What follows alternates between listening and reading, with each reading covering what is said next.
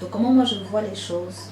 Et ceci n'est que mon avis, ma vision d'ailleurs, parce que on va voir les choses complètement différemment et c'est tout à fait normal.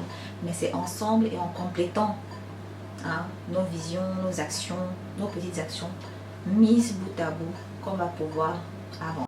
Alors je ne viens pas ici faire une vidéo de plus pour dire que non, je ne suis pas d'accord. On a déjà pris position, inutile de revenir là-dessus. De toute façon, j'étais la dernière à être au courant. J'étais la dernière à être au courant puisque de toute façon, je n'ai pas de télé. Je suis assez éloignée des réseaux sociaux. Ce qui fait que, je crois que j'étais peut-être la dernière africaine à être au courant. Mais bon, c'est pas grave. Dans tous les cas, je voulais te parler, toi africain, toi mon frère, ma soeur. Je t'invite vraiment à regarder cette vidéo jusqu'au bout. Même parler rapidement, sans rentrer dans les détails, voilà, de ce qu'on peut faire nous, chacun à notre niveau, à notre petite échelle, pour contribuer à faire changer les choses. Il faut se documenter encore plus et plus que jamais. Se documenter avec des livres, avec des documentaires. Et d'ailleurs, les personnes qui sont branchées alternatives, par exemple, ne sont pas surprises par ces sujets-là. Tu vois, parce qu'ils savent que de toute façon, ça se fait, ça s'est toujours fait, ça se fera toujours si on ne fait rien.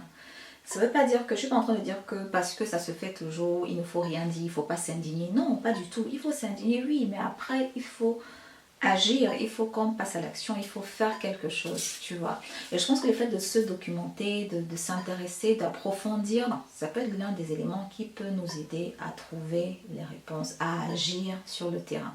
Tu vois. Donc, parce que, pourquoi je dis ça? Parce que déjà, au niveau des documentaires, par exemple, il y a des documentaires, pour ma part, qui m'ont éveillé il y a quelques années, des documentaires comme Notre poison quotidien, Solution locale pour un désordre global. Tu as des documentaires comme, d'ailleurs ceux de Pierre Rabhi, parce que les tout premiers livres de Pierre Rabhi qui ont contribué à mon éveil, donc des livres comme Au nom de la terre, La sobriété heureuse, vraiment tous les livres de Pierre Rabhi, si tu peux les lire, lis-les. Franchement, c'est des livres qui sont intéressants. Ça va nous parler, ça nous parle aujourd'hui d'actualité plus que jamais.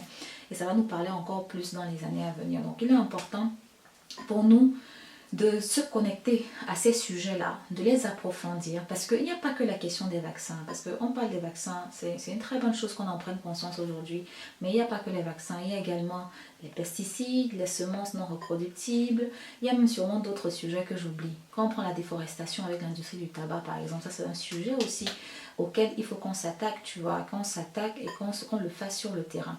Donc, se documenter, lire et puis visionner certains documentaires, à mon avis, peuvent être intéressants. Donc, je vais recommander quelques livres que j'ai déjà lus, que je te recommande. Et puis voilà, puis tu peux te faire des petites lectures comme ça, essayer de te questionner, ça va vraiment t'aider. Ça va vraiment t'aider à te questionner, à questionner d'ailleurs ton monde, le monde qui t'entoure. L'un des livres que je vais recommander, c'est des livres dont j'avais déjà parlé dans une précédente vidéo. Je vous recommandais 3 livres à lire pendant le confinement. Tu as Remède mortel et crime organisé de Peter Gotche, un médecin danois. Un livre qui est excellent, un livre que tu devrais lire absolument. Tu as ce livre-là. Tu as également Comment ne pas mourir de Michael Greger, qui nous explique comment avec certaines maladies on peut réussir à inverser le cours des maladies, donc on peut éviter certaines maladies très graves en tout cas en consommant autrement. Et ça peut nous intéresser, d'autant plus que ça reste aussi de toute façon c'est tout un système, tout est lié, que ce soit ce qu'on met dans l'assiette, la maladie, prévenir la maladie, enfin tout ça va ensemble, parce que les pesticides que j'évoquais déjà il y a quelques secondes, il y a quelques minutes, on inonde l'Afrique de pesticides de plus en plus depuis quelques décennies, tu vois. Et ces pesticides-là vont dans les assiettes, ça va dans les aliments qu'on consomme, et ça nous rend malades. Aujourd'hui, il y a des maladies qui existaient très peu en Afrique, qui n'existaient quasiment pas, et qu'on retrouve aujourd'hui comme certains cancers et certaines autres maladies. Et d'ailleurs, Michael Greger, dans son livre Comment ne pas mourir, prend le cas par exemple des Ougandais, il prend d'autres exemples comme ça sur des personnes en Afrique qui ne développaient pas certaines maladies parce qu'ils mangeaient tel ou tel type d'aliment, tu vois. Donc c'est un livre que je trouve aussi excellent, que tu devrais lire absolument. Ensuite, autre livre, je ne vais pas rentrer dans le détail concernant tous les livres, mais tu as aussi le livre de René Dumont, comme, de René Dumont, L'Afrique noire est mal partie. Tu as des livres aussi sur les essais cliniques, hein, que tu peux, je te mettrai les liens en bas de description. Tu as les documentaires sur les vaccins, tu peux les voir sur un site que je trouve super, lesdocu.com.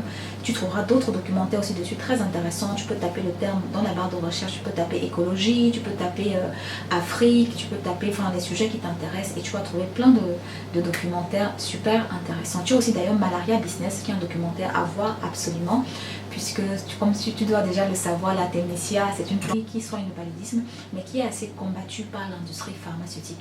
Tu sais qu'on vit dans une société qui est hyper capitaliste, où c'est le profit qui compte avant tout. Une personne comme toi ou moi qui a la chance d'être en bonne santé en ce moment, n'est pas rentable. Tu vois, on n'est pas rentable. En plus, on est malade dans cette société. Plus tu vas être malade, et plus tu vas alimenter tout un réseau, plus tu vas enrichir Big Pharma. Donc c'est à toi de prendre peut-être tes propres responsabilités, de prévenir ta santé, de prendre ta santé en bref.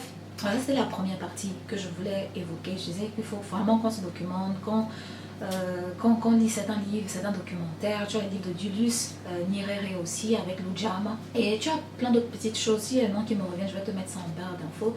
Donc tu as les livres de Pierre Rabhi et les livres de Claude Bergerone-Djiké aussi, que les Gabonais connaissent très bien, que je trouve excellent dans son approche environnementale, agriculturale, etc. Ensuite, la deuxième chose dont je voulais vraiment parler concerne notre pharmacopée traditionnelle africaine. La pharmacopée traditionnelle africaine, est-ce que nous l'avons valorisée? Sérieusement, parlons peu, parlons vrai. Est-ce que nous avons valorisé notre médecine? On a souvent été les premiers à diaboliser un peu les tradipraticiens, à les comparer aux marabouts, à souvent faire l'amalgame d'ailleurs. Bon, ça c'est normal, hein, peut-être parce que dans notre société traditionnelle, les marabouts font beaucoup appel aux plantes. Mais il faut savoir que les plantes, c'est pas les plantes le problème, c'est ce que les hommes en font. C'est-à-dire, si le marabout prend les plantes, là, il va tuer quelqu'un avec, c'est pas parce que... Et d'ailleurs, les plantes, dans le monde des plantes, c'est comme ça. Il y a les plantes qui font du bien, il y a les plantes qui font du mal. Tu as même la même plante qui va faire à la fois le bien et le mal. C'est-à-dire que une plante va être toxique, mais utilisée à une certaine dose, elle devient bienfaitrice. Mais si tu passes un peu une dose au-dessus, elle devient mortelle. Donc tout est dans la dose, dans les dosages, les calculs. Et je pense qu'il y a beaucoup d'erreurs qui sont faites peut-être dans la médecine traditionnelle africaine, des erreurs de diagnostic, des erreurs de dosage, etc. Mais les erreurs médicales, on en trouve partout dans toutes les médecines, hein. Même dans la médecine classique, on trouve des erreurs médicales. C'est à nous soit de travailler en complémentarité, de faire une rencontre des deux médecines. On peut faire une rencontre des deux médecines, c'est possible. On a un exemple très parlant à Keur-Massar au Sénégal, l'hôpital traditionnel de Keur-Massar, c'est la rencontre des deux médecines et ça a l'air de plutôt bien marcher. Regardons les autres médecines traditionnelles dans le monde. Regardons la médecine traditionnelle chinoise, la médecine traditionnelle indienne, l'Ayurveda, tu connais sans doute.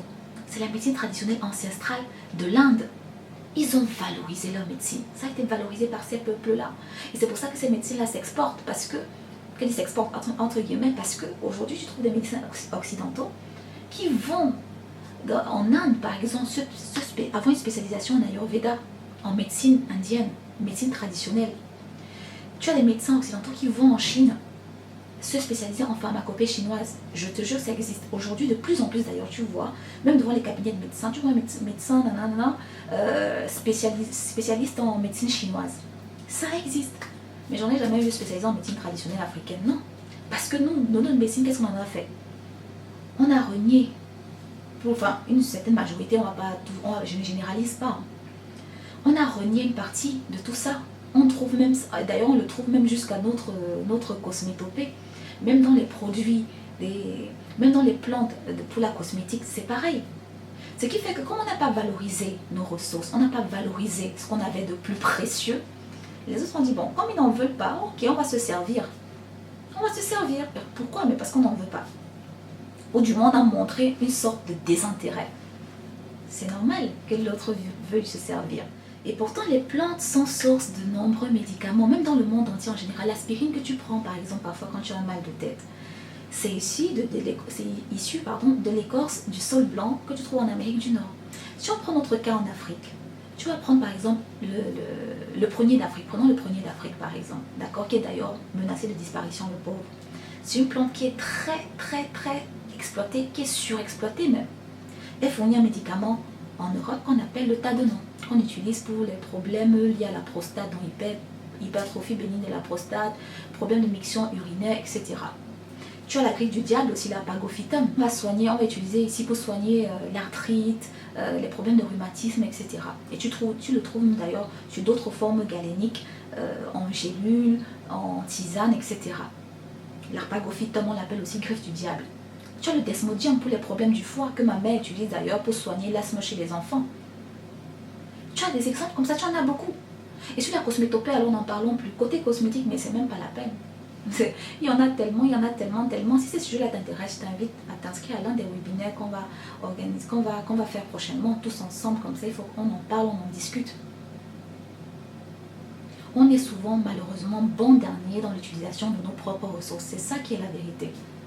On est bon dernier dans l'utilisation de nos propres ressources. Clarins a intégré le bissap dans sa crème de jour, qu'elle vend 67 €, peut-être même plus. L'huile de marula, dont j'ai parlé dans l'une des vidéos, elle est un peu star en Occident, mais elle est très peu connue chez nous, pourtant elle pousse dans toute l'Afrique subsaharienne. Et tu as plein de beurres végétaux comme ça, beurre de kombo, beurre de pangnang, beurre de mafura, qui sont de chez nous, mais qu'on ne trouve pas chez nous, qu'on ne trouve pas dans nos cosmétiques. C'est pas normal.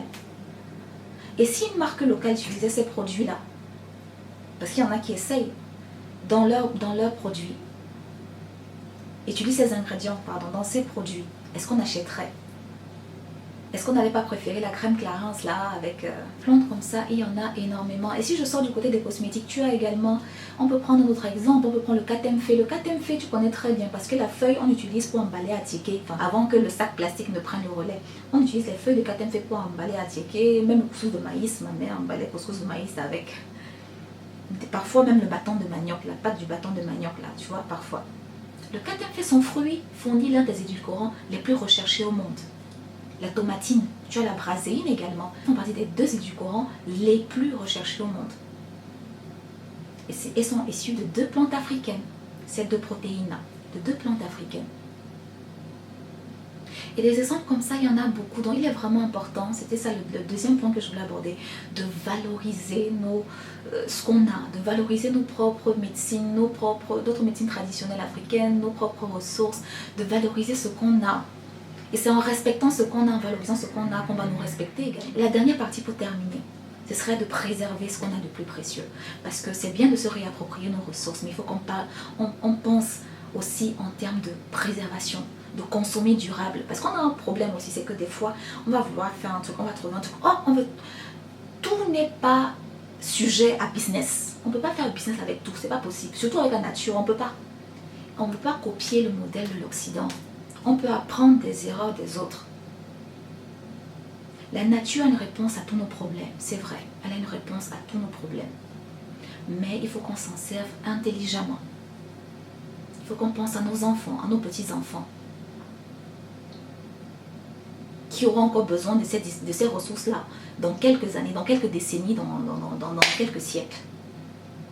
Pensons durable, préservons ce qu'on a de plus précieux, documentons-nous, apprenons, soyons curieux, que cette période de confinement soit utile à tous. Je te dis à très bientôt dans une prochaine vidéo et peut-être dans l'un des lives qu'on fera. D'ailleurs, le prochain, ce sera sur Livingia gabonensis. On verra comment cette plante fournit un beurre qui est très précieux, qui est connu de l'Occident depuis la fin des années 1800. C'est également aujourd'hui une plante qui est brevetée et qui est utilisée comme coupe-faim naturel en Occident. On se retrouve très vite dans une prochaine vidéo. À bientôt.